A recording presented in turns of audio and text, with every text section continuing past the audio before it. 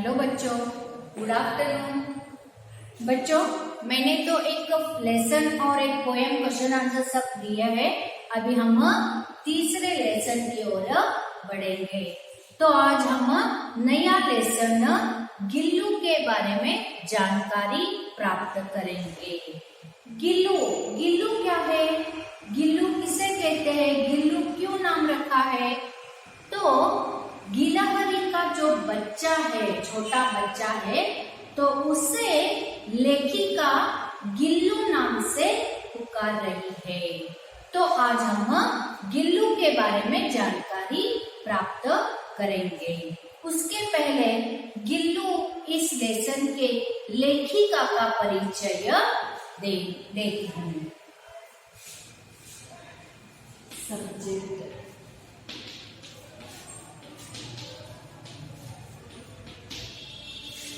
पाठ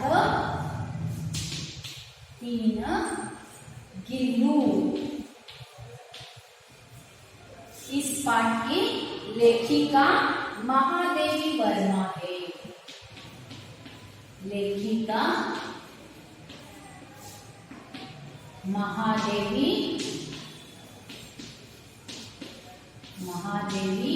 वर्मा।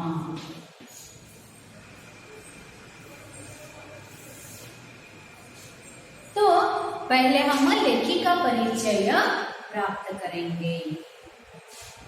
महादेवी वर्मा जी विश्व स्तर की कवयित्री है। कवयित्री देखो, कवयित्री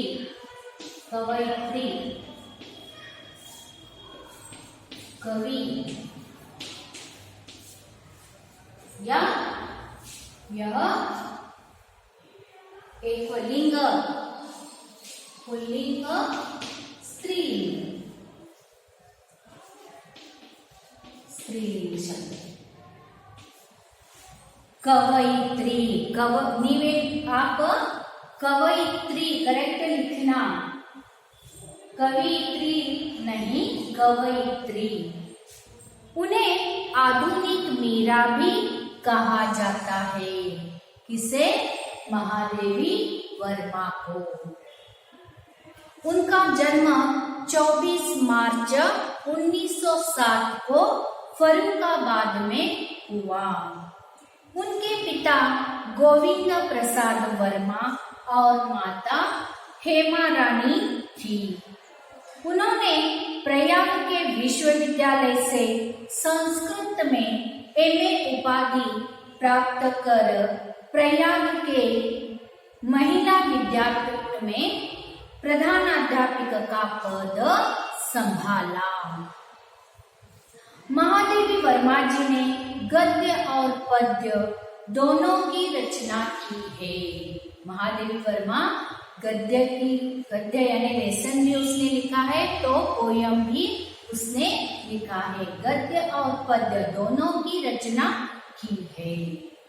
इनकी प्रमुख रचनाएं हैं यामा, सांध्य गीत, दीपशिखा, नीरजा, निहार, अतीत के चलचित्र, स्मृति की रेखाएं, पथ के साथी, मेरा परिवार, श्रृंखला की कड़िया आदि इनकी प्रमुख रचनाएं हैं।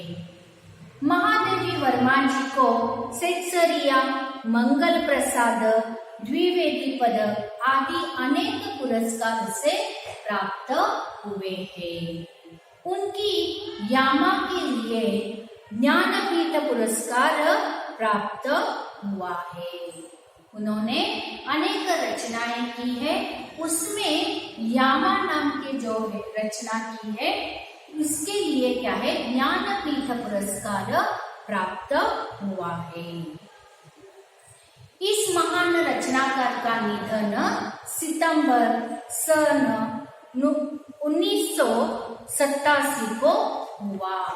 यह है महादेवी वर्मा जी का परिचय। मैं यहाँ लिख रही हूँ, देखो, महादेवी वर्मा जन्म कब हुआ है उसका? 24 मार्च 24 मार्च 1907। स्थल कहाँ हुआ जन्म, यह कब हुआ, कहाँ हुआ जन्म, फर्रुखाबाद में,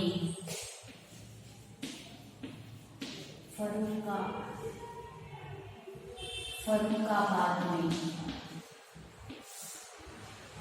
रचनाएं,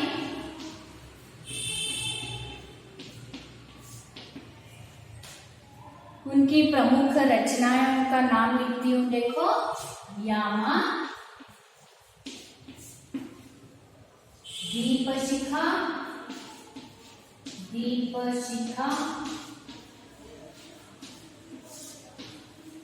नेक्स्ट नीरजा,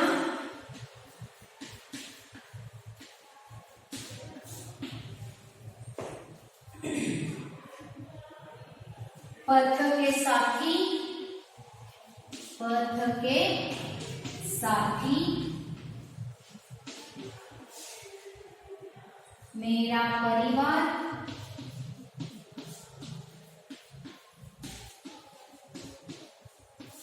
आदि। यानी अभी है, मैंने थोड़े ही उसमें से कुछ लिखे हैं। उपाधियां, कौन कौन से पुरस्कार मिले हैं,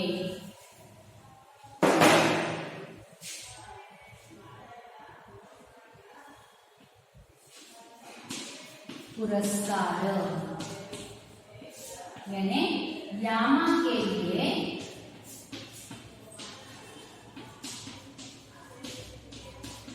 ज्ञानपीठ पुरस्कार, ज्ञानपीठ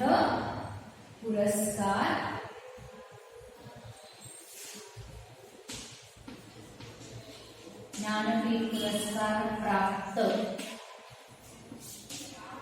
और इनकी मृत्यु कब हुआ है, सितंबर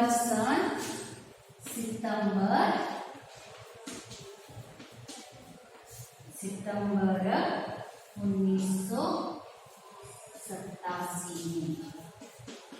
यह है लेखिका का परिचय।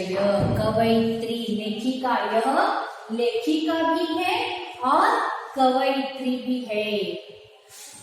गद्य, जो गद्य पाठ लिखता है उसे लेखिका कहते हैं, और जब वो पोयम लिखती है यानी पद्य तो कवयित्री। यहाँ लेखिका, लेखक। याद रखिए, जब भी पद्य लिखते हैं तो उसे कवि कहते हैं और यहाँ कवयित्री कहते हैं। जो गद्य की रचना करते हैं उसे लेखक और लेखिका कहते हैं। तो महादेवी वर्मा लेखिका भी है और कवयित्री भी है।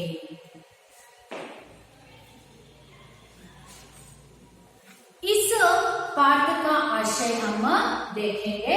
आपको लेखिका का परिचय लिखना है, देखो आपको, लिखिए।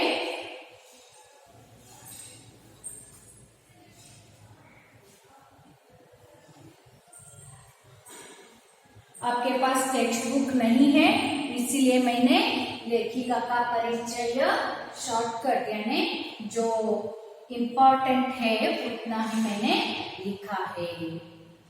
अभी आप 10th हो बच्चों, तो आपको लेखिका परिचय, लेखक परिचय, कवि परिचय, कवयित्री परिचय, जो कुछ है वो सब आपको क्या है, पढ़ना है। लेसन भी कंपल्सरी आपको पढ़ना है।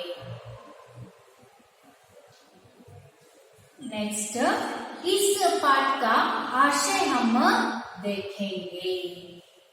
गिल्लू, इस पाठ का आशय, कौन कह सकता है कि पशु पक्षी भावहीन प्राणी है।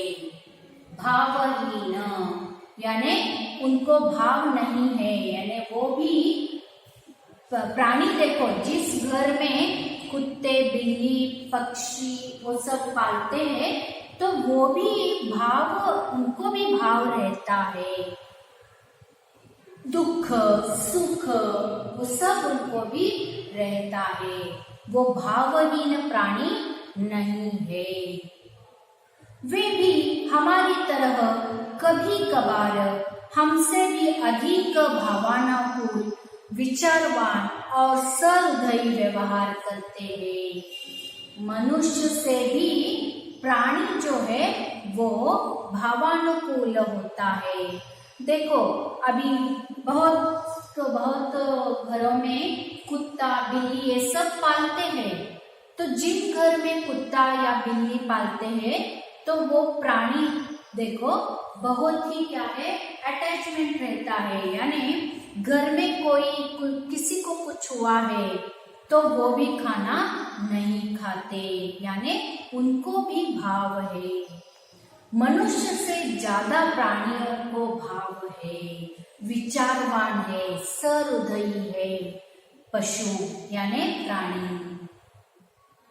महादेवी वर्मा ने एक छोटा सा जीव गिलहरी के बच्चे का रेखांकन कर प्राणी जगत की मानव सहज जीवन शैली का प्रभावशाली चित्रण किया है। इस पाठ में लेखिका ने क्या किया है, गिलहरी का बच्चा, गिलहरी यानी स्क्वेरल, गिलहरी का बच्चा, उसके बारे में इस पाठ में हमें जानकारी दी है। यानी गिलहरी की किस तरह, यानी महादेवी वर्मा में कहानी शॉर्टकट कहानी संक्षिप्त में कहानी बताती हूँ। देखो गिलहरी का बच्चा पेड़ के ऊपर था, तो वो क्या है पेड़ से घोंसले से नीचे गिर पड़ा था। तो जैसे वो घोंसले से नीचे गिर पड़ता है तब दो कौवे उसे आहार यानी खाने के लिए वो क्या है वहां आ जाते हैं। तब लेखिका क्या करती है, उस गिलहरी के बच्चे को देखती है और वो क्या है जाकर उसे होले से उठाकर घर ले आती है, अपने कमरे में ले आती है। तो उस गिलहरी का बच्चा जो है उसे क्या है घाव लगा, चोट लगी थी, इसीलिए वो क्या करती है उसे रुई से वो चोट जहां लगी हुई थी, रक्त आ रहा था, खून बह रहा था, तो वो क्या है पोंछती है और उसके मुंह में पानी के बूंद टपकाती है। 2-3 घंटे होने के बाद वो गिलहरी का बच्चा क्या है ठीक हो जाता है और तब से लेखिका के घर में ही गिलहरी का बच्चा क्या है पलने लगता है, वो उसे पालती है। लेखिका के घर में बहुत सारे पशु पक्षी थे और उसी में से यह गिलहरी का बच्चा भी क्या है उसके घर में वो पालती है। लेकिन जब वो छोटा था तब वो घर में जितने भी सदस्य थे उनका अपने यानी उनको उसकी ओर देखने के लिए वो क्या करता था, सबको आकर्षित करने के लिए वो घर में सबके साथ उठना बैठना, सबके साथ घुल मिल कर रहा करता था, अपने मनु के जैसे चमकीली आंखों से इधर उधर देखा करता था। तो लेखिका जब लिखने बैठती थी तब गिल्लू क्या करता था, उनके सर के पैर के पास आकर सर से वो क्या करता था सिर पर चढ़ जाता था और उसी तेजी से वो नीचे उतरता था। यानी गिल्लू क्या करता था, लेखिका का ध्यान आकर्षित करने के लिए वो क्या है उसके पास पैर के पास सिर पर चढ़ना उतरना उसका काम करता रहता था। वो कब तक करता, जब तक लेखिका उसे पकड़ने न आती तब तक यह क्रम चालू रहता था। और जब लेखिका उसे पकड़ने जाती थी और वो पकड़कर क्या करती थी, उसे एक लिफाफे में बंद करती थी। यानी लेखिका लिफाफा लेकर गिल्लू का आधा हिस्सा जो है वो लिफाफे में डालती थी और जब वो लिखने बैठती थी टेबल के पास, वही वो क्या है रखती थी। यानी गिल्लू को भी अपने पास ही बिठाकर वो अपना काम करती थी। जब गिल्लू उसे भूख लगती थी तब गिल्लू क्या करता था, चिक चिक ऐसे आवाज निकालता था। यानी वो लेखिका से कहता था कि मुझे भूख लगी है। तब लेखिका क्या करती थी, उसका मनपसंद खाना कौन सा था, काजू, काजू उसे खिलाती थी और बिस्किट भी उसे खिलाती थी। एक दिन अचानक क्या हो, जब लेखिका जब खाना खाने बैठती थी तब गिल्लू क्या करता था, गिलहरी का बच्चा गिल्लू लेखिका के थाली के पास आकर बैठता था। लेखिका उसे खाने के लिए भी सिखाती है।